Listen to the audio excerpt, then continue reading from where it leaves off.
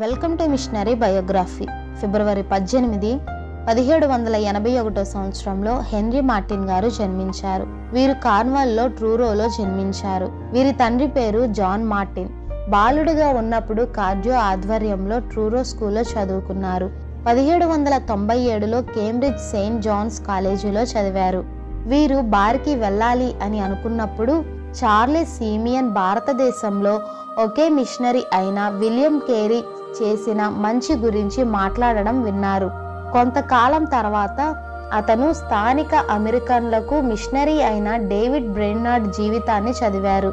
తనకు తానే స్వయంగా మిషనరీగా మారాలని నిర్ణయించుకున్నారు. ఆ తర్వాత పాస్టర్గా నియమించబడ్డారు. కేంబ్రిడ్జ్ షైర్ బాధ్యతలను స్వీకరించారు. ఈ ఇన్ఫర్మేషన్ కనుక మీకు వర్త్ అనిపిస్తే లైక్ చేసి సబ్స్క్రైబ్ చేసి మరిన్ని వీడియోస్ కోసం మన ఛానల్ని ఫాలో చేయండి. Thank you so much for watching my video.